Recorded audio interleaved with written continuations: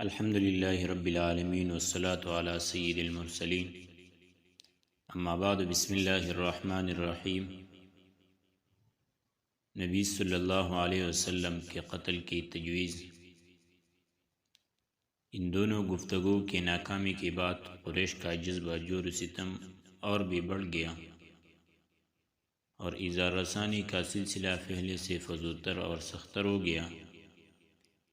انہی دنوں قریش کے سرکشوں کے دماغ میں نبی صلی اللہ علیہ وسلم کے خاتمے کی ایک تجویز ابھری، لیکن یہی تجویز اور یہی سختیاں مکہ کے جان بازوں میں سے دو نادر روزگار سرفروشوں یعنی حضرت حمزہ بن عبد المطلب رضی اللہ عنہ اور حضرت عمر بن خطاب رضی اللہ عنہ کے اسلام لانے اور ان کے ذریعے اسلام کو تقویت پہنچانے کا سبب بن گئی۔ جور و چپا کے سلسلہ دراز کے ایک دو نمونے یہ ہے کہ ایک روز ابو لہب کا بیٹا عتیبہ رسول اللہ صلی اللہ علیہ وسلم کے پاس آیا اور بولا، میں والنجم اذا ہوا اور ثم دنا فتدلی کے ساتھ کفر کرتا ہوں۔ اس کے بعد وہ آپ صلی اللہ علیہ وسلم پر اظہار رسانی کے ساتھ مسلط ہو گیا۔ آپ علیہ السلام کا کرتا پھاڑ دیا اور آپ صلی اللہ علیہ وسلم کے چہرے پر تھوک دیا۔ اگر یہ تھوک آپ صلی اللہ علیہ وسلم پر نہ پڑا، اسی موقع پر نبی علیہ السلام نے بددعا کی کہ اللہ اس پر اپنے کتوں میں سے کوئی کتا مسلط کر دے۔ نبی علیہ السلام کی یہ بددعا قبول ہوئی۔ چنانچہ عتیبہ ایک بار قریش کے کچھ لوگوں کے ہمراہ سفر میں گیا۔ جب انہوں نے ملک شام کے مقام زرقاء میں پڑاؤ ڈالا تو رات کے وقت شیر نے ان کا چکر لگایا۔ عتیبہ نے دیکھتے ہی کہا، ہائے میری تباہی، یہ خدا کی قسم مجھے کھا جائے گا جیسا کہ محمد علیہ السلام نے مجھ پر بددعا کی ہے۔ دیکھو میں شام میں ہوں لیکن اس نے مکہ میں رہتے ہوئے مجھے مار ڈالا۔ احتیاطاً لوگوں نے عتیبہ کو اپنے اور جانوروں کے گھیرے کے بیچ بیچ سلایا، لیکن رات کو شیر سب کو پھرانگتا ہوا سیدھا عتیبہ کے پاس پہنچا اور سر پکڑ کر ذبح کر ڈالا۔ ایک بار عقبہ بن ابی معیط نے رسول اللہ صلی اللہ علیہ وسلم کی گردن حالت سجدہ میں اس زور سے روندی کہ معلوم ہوتا تھا دونوں آنکھیں نکل آئے گی۔ ابن اسحاق کے ایک طویل روایت سے بھی قریش کے سرکشوں کے اس ارادے پر روشنی پڑتی ہے کہ وہ نبی علیہ السلام کے خاتمے کے چکر میں تھے۔ چنانچہ اس روایت میں بیان کیا گیا ہے کہ ایک بار ابو جہل نے کہا، برادران قریش، آپ دیکھتے ہیں کہ محمد علیہ السلام ہمارے دین کی عیب چینی، ہمارے آباء و اجداد کی بدگوئی، ہمارے عقلوں کی تخفیف اور ہمارے معبودوں کی تذلیل سے باز نہیں آتا۔ اس لیے میں اللہ سے عہد کر رہا ہوں کہ ایک بہت بھاری اور مشکل اٹھنے والا پتھر لے کر بیٹھوں گا اور جب وہ سیدھا کرے گا تو اسی پتھر سے اس کا سر کچل دوں گا۔ اب اس کے بعد چاہے تم لوگ مجھے کو بے یار و مددگار چھوڑ دو، چاہے میری حفاظت کرو، اور بنو عبد مناف بھی اس کے بعد جو جی چاہے کریں۔ لوگوں نے کہا، نہیں واللہ ہم تمہیں کبھی کسی معاملے میں بے یار و مددگار نہیں چھوڑ سکتے، تم جو کرنا چاہتے ہو کر گزرو۔ صبح ہوئی تو ابو جہل ویسا ہی ایک پتھر لے کر رسول علیہ السلام کے انتظار میں بیٹھ گیا۔ رسول علیہ السلام حسب دستور تشریف لائے اور کھڑے ہو کر نماز پڑھنے لگے۔ قریش بھی اپنی اپنی مجلسوں میں آ چکے تھے اور ابو جہل کی کارروائی دیکھنے کے منتظر تھے۔ جب رسول علیہ السلام سجدے میں تشریف لے گئے تو ابو جہل نے پتھر اٹھایا، پھر آپ صلی اللہ علیہ وسلم کی جانب بڑھا، لیکن جب قریب پہنچا تو شکست خوردہ حالت میں واپس بھاگا۔ اس کا رنگ فوق تھا اور وہ اس قدر مرعوب تھا کہ اس کے دونوں ہاتھ چپک کر رہ گئے تھے۔ وہ بمشکل ہاتھ سے پتھر پھینک سکا۔ ادھر قریش کے کچھ لوگ اٹھ کر اس کے پاس آئے اور کہنے لگے، ابو الحکم تمہیں کیا ہو گیا ہے؟ اس نے کہا، میں نے رات جو بات کہی تھی وہی کرنے جا رہا تھا، لیکن جب اس کے قریب پہنچا تو ایک اونٹ آڑے آ گیا۔ بخدا میں نے کبھی کسی اونٹ کے ویسی کھوپڑی، ویسی گردن اور ویسے دانت دیکھی ہی نہیں۔ وہ مجھے کہا جانا چاہتا تھا۔ اس کے بعد ابو جہل نے رسول صلی اللہ علیہ وسلم کے خلاف ایک ایسی حرکت کی جو حضرت حمزہ رضی اللہ عنہ کی اسلام لانے کا سبب بن گئی۔ تفصیل اپنی جگہ آ رہی ہے۔ جہاں تک قریش کے دوسرے بدماشوں کا تعلق ہے تو ان کے دلوں میں بھی نبی علیہ السلام کے خاتمے کا خیال برابر پک رہا تھا۔ چنانچہ حضرت عبداللہ ابن عمرو بن العاص سے ابن اسحاق نے ان کا یہ بیان نقل کیا ہے کہ ایک بار مشرکین حطیم میں جمع تھے، میں بھی موجود تھا۔ مشرکین نے رسول اللہ علیہ وسلم کا ذکر چھیڑا اور کہنے لگے، اس شخص کے معاملے میں ہم نے جیسا صبر کیا ہے اس کی مثال نہیں۔ در حقیقت ہم نے اس کے معاملے میں بہت ہی بڑی بات پر صبر کیا ہے۔ یہ گفتگو چلی رہی تھی کہ رسول اللہ علیہ وسلم نمودار ہو گئے۔ آپ علیہ السلام نے تشریف لا کر فعل حجر اسود کو چوما، پھر طواف کرتے ہوئے مشرکین کے پاس سے گزرے۔ انہوں نے کچھ کہہ کر طعنہ زنی کی، جس کا اثر میں نے آپ صلی اللہ علیہ وسلم کے چہرے پر دیکھا۔ اس کے بعد جب دوبارہ آپ صلی اللہ علیہ وسلم کا گزر ہوا تو مشرکین نے پھر اسی طرح کی لعن طعن کی۔ میں نے اس کا بھی اثر آپ صلی اللہ علیہ وسلم کے چہرے پر دیکھا۔ اس کے بعد آپ صلی اللہ علیہ وسلم سے بارہ گزرے تو مشرکین نے پھر آپ صلی اللہ علیہ وسلم پر لعن طعن کی۔ اب کی بار آپ صلی اللہ علیہ وسلم ٹھہر گئے اور فرمایا، قریش کے لوگوں سن رہے ہو، اس ذات کی قسم جس کے ہاتھ میں میری جان ہے، میں تمہارے پاس قتل و ذبح لے کر آیا ہوں۔ آپ صلی اللہ علیہ وسلم کی اس ارشاد نے لوگوں کو پکڑ لیا۔ ان پر ایسا سکتہ طاری ہوا کہ گویا ہر آدمی کے سر پر چڑھ آئے، یہاں تک کہ جو آپ صلی اللہ علیہ وسلم پر سب سے زیادہ سخت تھا وہ بہتر سے بہتر لفظ جوفا سکتا تھا۔ اس کے ذریعے آپ صلی اللہ علیہ وسلم سے طلبگار رحمت ہوتے ہوئے کہنے لگا کہ ابو القاسم واپس جائیے، خدا کی قسم آپ صلی اللہ علیہ وسلم کبھی بھی نادان نہ تھے۔ دوسرے دن قریش پھر اس طرح جمع ہو کر آپ علیہ السلام کا ذکر کر رہے تھے کہ آپ صلی اللہ علیہ وسلم نمودار ہوئے۔ دیکھتے ہی سب ایک آدمی کی طرح آپ صلی اللہ علیہ وسلم پر پھول پڑے اور آپ صلی اللہ علیہ وسلم کو گھیر لیا۔ پھر میں نے ایک آدمی کو دیکھا کہ اس نے گلے کے پاس سے آپ صلی اللہ علیہ وسلم کی چادر پکڑ لی اور بل دینے لگا۔ ابوبکر آپ صلی اللہ علیہ وسلم کے بچاؤ میں لگ گئی اور روتے جاتے تھے اور کہتے جاتے تھے، اتقتلون رجلا ان یقول ربی اللہ، کیا تم لوگ ایک آدمی کو اس لیے قتل کر رہے ہو کہ وہ کہتا ہے میرا رب اللہ ہے؟ اس کے بعد وہ لوگ آپ صلی اللہ علیہ وسلم کو چھوڑ کر پڑ گئے۔ عبداللہ ابن عمرو بن العاص رضی اللہ تعالیٰ عنہ کہتے ہیں کہ یہ سب سے سخت ترین اظہار رسانی تھی جو میں نے قریش کو کبھی کرتے ہوئے دیکھی۔ روح بن زبیر رضی اللہ عنہ سے ان کا بیان مروی ہے کہ میں نے عبداللہ ابن عمرو بن العاص رضی اللہ عنہما سے سوال کیا کہ مشرکین نے نبی صلی اللہ علیہ وسلم کے ساتھ جو سب سے سخت ترین بدسلوکی کی تھی، آپ مجھے اس کی تفصیل بتائیں۔ انہوں نے کہا کہ نبی صلی اللہ علیہ وسلم خانہ کعبہ کے پاس حتیم میں نماز پڑھ رہے تھے کہ عقبہ بن ابو معیط آ گیا۔ اس نے آتے ہی اپنا کپڑا آپ صلی اللہ علیہ وسلم کی گردن میں ڈال کر نہایت سختی کے ساتھ آپ صلی اللہ علیہ وسلم کا گلا گھونٹا۔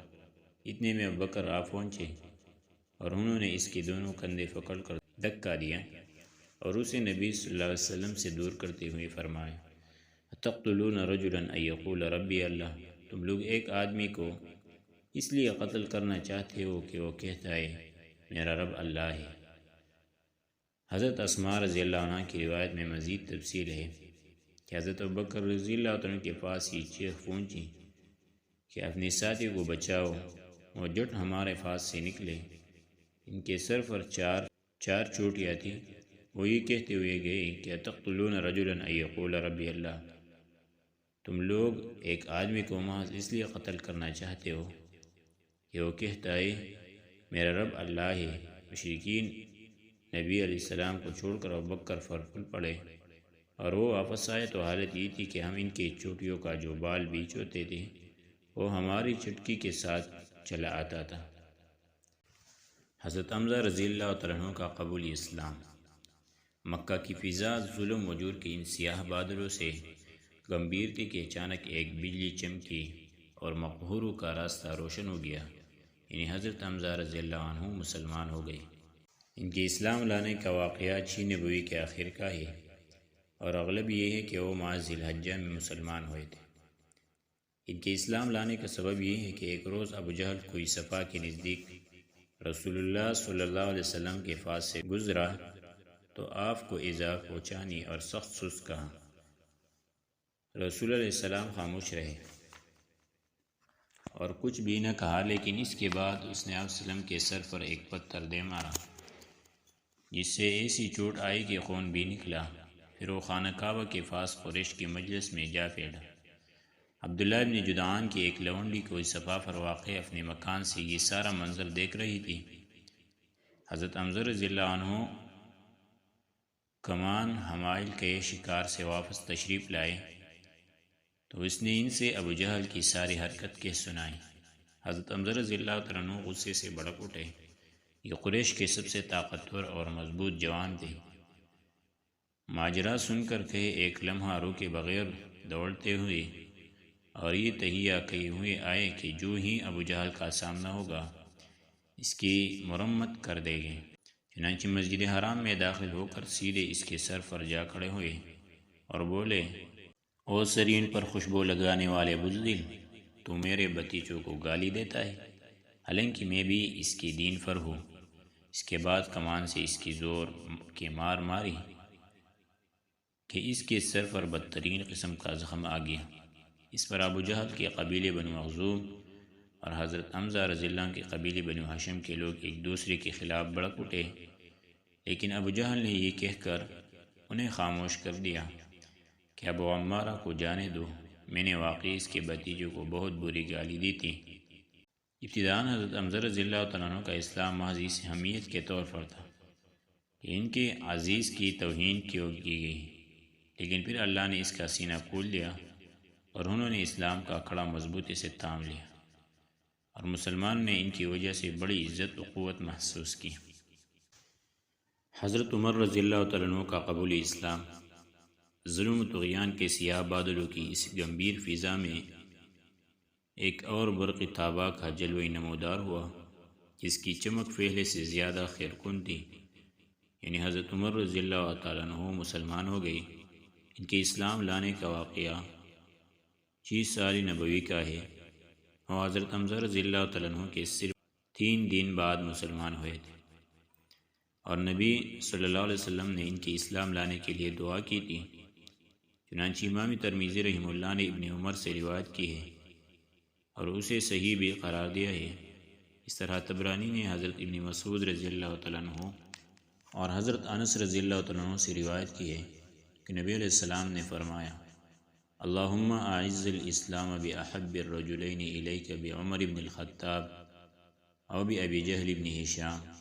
اے اللہ، عمر بن خطاب اور ابو جہل بن ہشام میں سے جو شخص تیرے نزدیک زیادہ محبوب ہے، اس کے ذریعے سے اسلام کو قوت پہنچا۔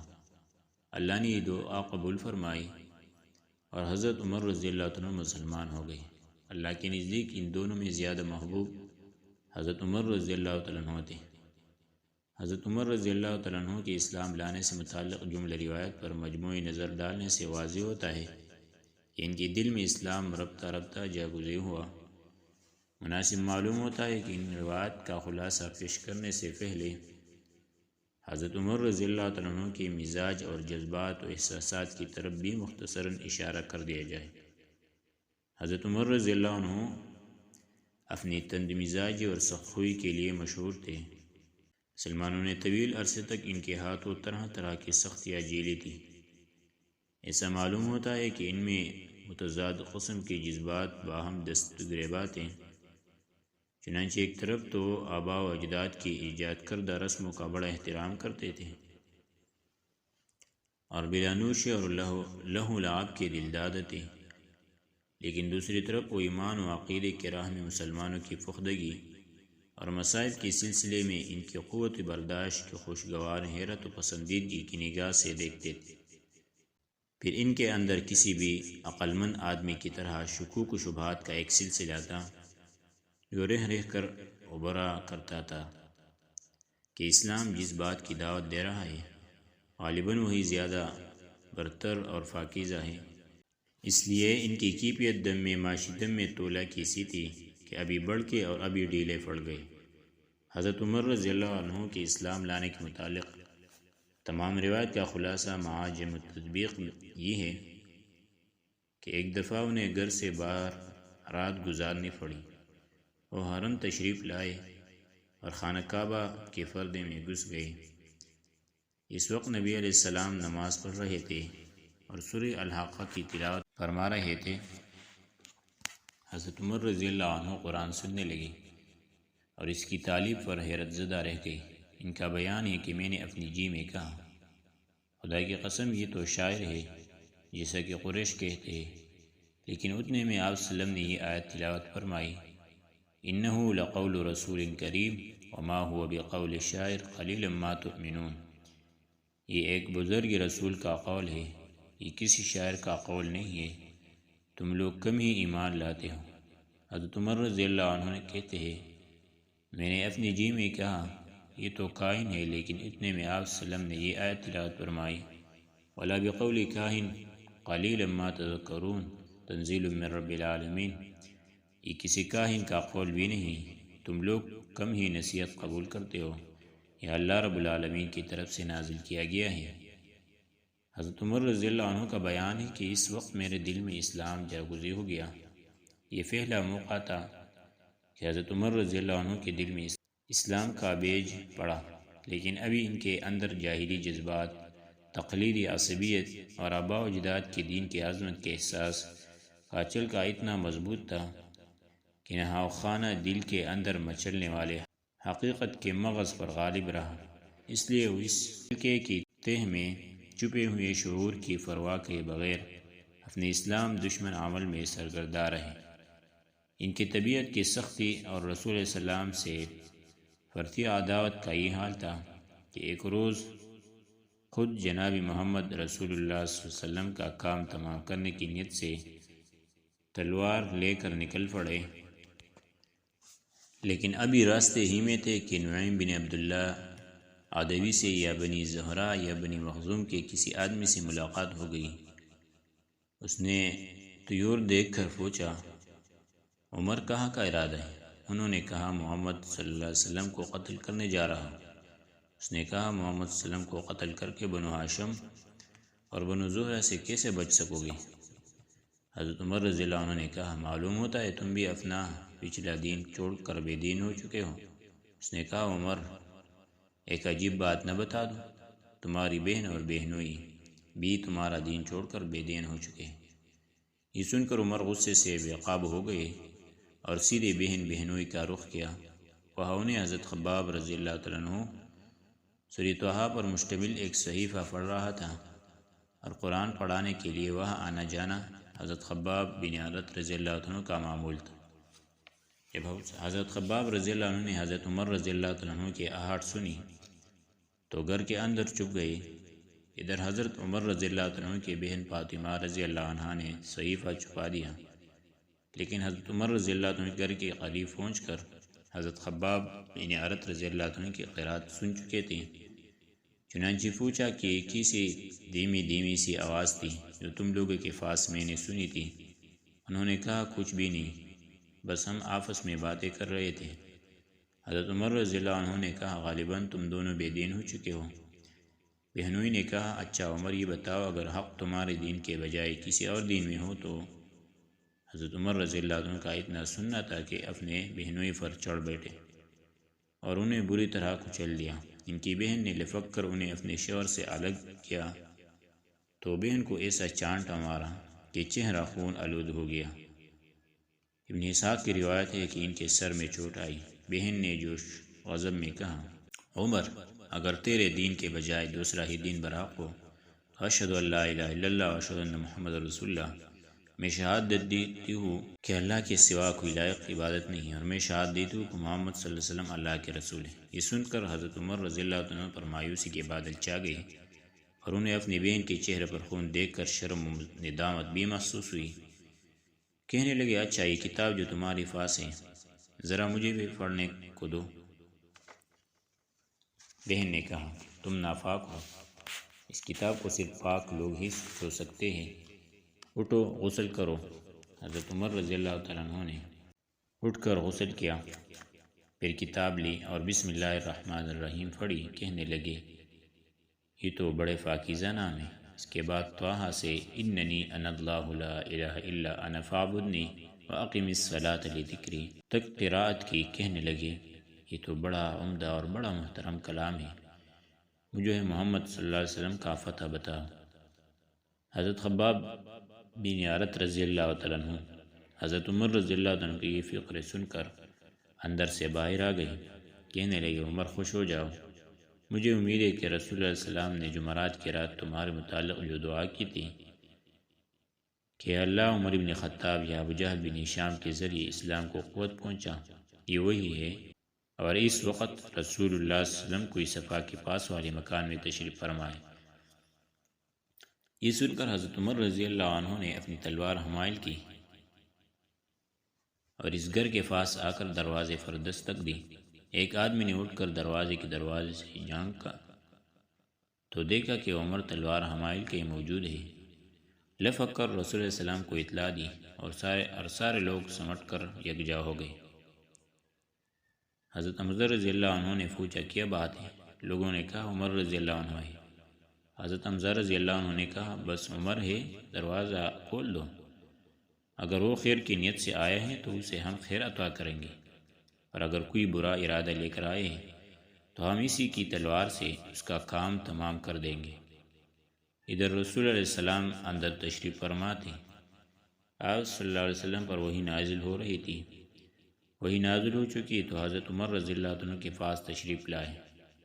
آپ صلی اللہ علیہ وسلم نے ان کے کپڑے اور تلوار کا پرتلا سمیٹ کر پکڑ لا اور سختی سے جھٹکتے ہوئے فرمایا عمر کیا تم اس وقت تک باز نہیں آؤ گے جب تک کہ اللہ تعالیٰ تم پر بھی ویسی ہی ذلت و رسوائی اور عبرتناک سزا نازل نہ فرما دے جیسی ولید بن مغیرہ پر نازل ہو چکی ہے۔ یا اللہ یہ عمر بن خطاب ہے، یا اللہ اسلام کو عمر خطاب کے ذریعے قوت عزت عطا فرما۔ آپ صلی اللہ علیہ وسلم کے اس ارشاد کے بعد حضرت عمر رضی اللہ عنہ حلقہ بگوش اسلام ہوتے ہوئے کہا اشہد ان لا الہ الا اللہ وانک رسول اللہ، میں گواہی دیتا ہوں کہ یقینا اللہ کے سوا کوئی لائق عبادت نہیں اور یقیناً آپ صلی اللہ علیہ وسلم اللہ کے رسول ہیں۔ یہ سن کر گھر کے اندر موجود صحابہ رضی اللہ عنہ نے اس زور سے تکبیر کہی کہ مسجد حرام والوں کو سنائی پڑی۔ معلوم ہے کہ حضرت عمر رضی اللہ عنہ کی زور آوری کا حال یہ تھا کہ کوئی ان سے مقابلے کی جرت نہ کرتا تھا، اس لیے ان کے مسلمان ہو جانے سے مشرکین میں کہ حرام مچ گیا اور انہیں بڑی ذلت و رسوائی محسوس ہوئی۔ دوسری طرف ان کے اسلام لانے سے مسلمانوں کو بڑی عزت و قوت، شرف و اعزاز اور مسرت و شادمانی حاصل ہوئی۔ چنانچہ ابن اسحاق نے اپنی سند سے حضرت عمر رضی اللہ عنہ کا بیان روایت کیا ہے کہ جب میں مسلمان ہوا تو میں نے سوچا کہ مکے کا کون شخص رسول اللہ صلی اللہ علیہ وسلم کا سب سے بڑا اور سخت ترین دشمن ہے۔ پھر میں نے جی میں کہا یہ ابو جہل ہے۔ اس کے بعد میں نے اس کے گھر جا کر اس کا دروازہ کھٹکھٹایا، وہ باہر آیا اور دیکھ کر بولا اہلا و سہلا، خوش آمدید خوش آمدید، کیسے آنا ہوا؟ میں نے کہا تمہیں یہ بتانے آیا ہوں کہ میں اللہ اور اس کے رسول محمد صلی اللہ علیہ وسلم پر ایمان لا چکا ہوں اور جو کچھ وہ لے کر آئے ہیں اس کی تصدیق کر چکا ہوں۔ حضرت عمر رضی اللہ عنہ کا بیان ہے کہ یہ سنتے ہی اس نے میرے رخ پر دروازہ بند کر لیا اور برا اللہ تیرا برا کرے اور جو کچھ تو لے کر آیا ہے اس کا بھی برا کرے۔ حضرت عمر رضی اللہ تعالیٰ عنہ کے اسلام لانے پر یہ کیفیت تو مشرکین کی ہوئی تھی، باقی رہی مسلمان تو ان کے احوال کا اندازہ اس سے ہو سکتا ہے کہ مجاہد نے ابن عباس رضی اللہ عنہ سے روایت کیا ہے کہ میں نے عمر بن خطاب رضی اللہ عنہ سے دریافت کیا کس وجہ سے آپ کا لقب فاروق پڑا، تو انہوں نے کہا مجھ سے 3 دن پہلے حضرت حمزہ رضی اللہ عنہ مسلمان ہوئے۔ پھر حضرت عمر رضی اللہ عنہ نے ان کے اسلام لانے کا واقعہ بیان کر کے آخر میں کہا کہ پھر جب میں مسلمان ہوا تو میں نے کہا اے اللہ کے رسول صلی اللہ علیہ وسلم، کیا ہم حق پر نہیں ہے، خواہ زندہ رہے خواہ مرے؟ آپ صلی اللہ علیہ وسلم نے فرمایا کیوں نہیں؟ اس ذات کی قسم جس کے ہاتھ میں میری جان ہے، تم لوگ حق پر ہو، خواہ زندہ رہو خواہ موت سے دوچار ہو۔ حضرت عمر رضی اللہ عنہ کہتے کہ تب میں نے کہا کہ پھر چپ نہ کیسا؟ اس ذات کی قسم جس نے آپ صلی اللہ علیہ وسلم کو حق کے ساتھ مبعوث فرمایا ہے، ہم ضرور باہر نکلیں گے۔ چنانچہ ہم 2 صفوں میں آپ صلی اللہ علیہ وسلم کو ہمراہ لے کر باہر آئے۔ ایک صف میں حمزہ رضی اللہ عنہ تھے اور ایک میں تھا۔ ہمارے چلنے سے چکے کے آٹے کی طرح ہلکا ہلکا غبار اڑ رہا تھا، یہاں تک کہ ہم مسجد حرام میں داخل ہو گئے۔ حضرت عمر رضی اللہ عنہ کا بیان ہے کہ قریش نے مجھے اور حمزہ رضی اللہ عنہ کو دیکھا تو ان کی دلوں پر ایسے چوٹ لگی کہ اب تک نہ لگی تھی۔ اسی دن سے رسول اللہ علیہ وسلم نے میرا لقب فاروق رکھ دیا۔ حضرت ابن مسعود رضی اللہ عنہ کا ارشاد ہے کہ ہم خانہ کعبہ کے پاس نماز پڑھنے پر قادر نہ تھے، یہاں تک کہ حضرت عمر رضی اللہ عنہ نے اسلام قبول کیا۔ حضرت صہیب بن سنان رومی رضی اللہ عنہ کا بیان ہے کہ حضرت عمر رضی اللہ عنہ مسلمان ہوئے تو اسلام پردے سے باہر آیا، اس کی علانیہ دعوت دی گئی۔ ہم حلقے لگا کر بیت اللہ کے گرد بیٹھے، بیت اللہ کا طواف کیا اور جس نے ہم پر سختی کی اس سے انتقام لیا اور اس کے بعض مظالم کا جواب دیا۔ حضرت ابن مسعود رضی اللہ عنہ کا بیان کہ جب سے حضرت عمر رضی اللہ عنہ نے اسلام قبول کیا، تب سے ہم برابر طاقتور اور باعزت رہے۔